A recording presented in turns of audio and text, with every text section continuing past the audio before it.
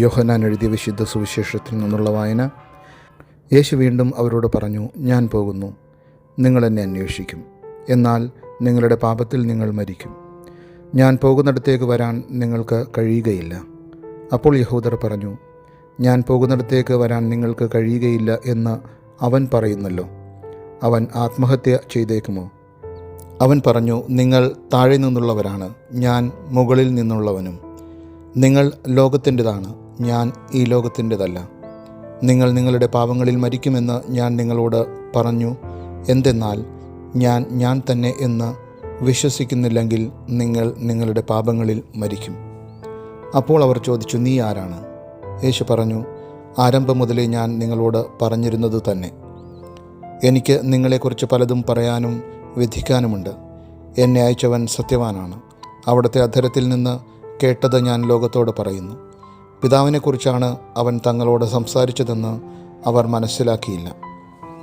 അതുകൊണ്ട് യേശു പറഞ്ഞു, നിങ്ങൾ മനുഷ്യപുത്രനെ ഉയർത്തിക്കഴിയുമ്പോൾ ഞാൻ തന്നെയെന്നും ഞാൻ സ്വമേധയാ ഒന്നും പ്രവർത്തിക്കുന്നില്ല, പ്രത്യുത എൻ്റെ പിതാവ് എന്നെ പഠിപ്പിച്ചതുപോലെ ഇക്കാര്യങ്ങൾ ഞാൻ സംസാരിക്കുന്നുവെന്നും നിങ്ങൾ മനസ്സിലാക്കും. എന്നെ അയച്ചവൻ എന്നോട് കൂടെയുണ്ട്. അവിടുന്ന് എന്നെ തനിയെ വിട്ടിരിക്കുകയല്ല, കാരണം ഞാൻ എപ്പോഴും അവിടത്തേക്ക് ഇഷ്ടമുള്ളത് പ്രവർത്തിക്കുന്നു. ഇത് പറഞ്ഞപ്പോൾ വളരെ പേർ അവനിൽ വിശ്വസിച്ചു. കർത്താവിൻ്റെ സുവിശേഷം. ഞാൻ തന്നെ. യേശുനാഥൻ സുവിശേഷത്തിൽ പറഞ്ഞു വയ്ക്കുന്നത് താനും പിതാവുമായുള്ള ആത്മബന്ധമാണ്. അതിനർത്ഥം താൻ ദൈവപുത്രനാണെന്നും അവർ കാത്തിരുന്ന രക്ഷകൻ ആണെന്നും അവരെ പറഞ്ഞ് മനസ്സിലാക്കുക എന്നുള്ളതായിരുന്നു. അത് മനസ്സിലാക്കുന്ന വളരെ പ്രധാനപ്പെട്ട ഒരു വചനം എന്നത് ഞാൻ തന്നെ എന്നുള്ളതാണ്. ഇന്നത്തെ സുവിശേഷത്തിൽ 2 പ്രാവശ്യം കർത്താവ് ഇപ്രകാരം പറയുന്നുണ്ട്, ഞാൻ തന്നെ എന്ന് വിശ്വസിക്കുന്നില്ലെങ്കിൽ നിങ്ങൾ നിങ്ങളുടെ പാപങ്ങളിൽ മരിക്കും എന്നും, മനുഷ്യപുത്രനെ ഉയർത്തിക്കഴിയുമ്പോൾ ഞാൻ തന്നെ എന്ന് നിങ്ങൾ മനസ്സിലാക്കുമെന്നും പറയുന്നുണ്ട്. ഞാൻ തന്നെ ആകുന്നു എന്ന വചനം ശ്രവിക്കുമ്പോൾ പുറപ്പാട് 3:14 നമുക്ക് ഓർമ്മ വരും. ദൈവം മോശയോട് താൻ ആരാണെന്ന് വെളിപ്പെടുത്തുന്ന വചനങ്ങളാണ്.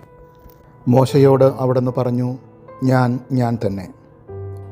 ഈ പഴയ നിയമ ഭാഗവുമായി ഇന്നത്തെ സുവിശേഷത്തെ ചേർത്ത് വെക്കുമ്പോൾ ഒരു കാര്യം വളരെ വ്യക്തമാണ്. നസറത്തുകാരനായ യേശു ദൈവപുത്രനാണ്, ലോകത്തെ രക്ഷിക്കുവാനായി ഇറങ്ങിവന്ന ദൈവമാണ്. ഇത് മനസ്സിലായതുകൊണ്ടായിരിക്കണം പലരും അവനിൽ വിശ്വസിച്ചത്. കാരുണ്യവാനായ ദൈവമേ, അങ്ങയുടെ പുത്രനിലെ വിശ്വാസം ഞങ്ങളിൽ വർദ്ധിപ്പിക്കുകയും അത് ഏറ്റുപറയാൻ ഞങ്ങളെ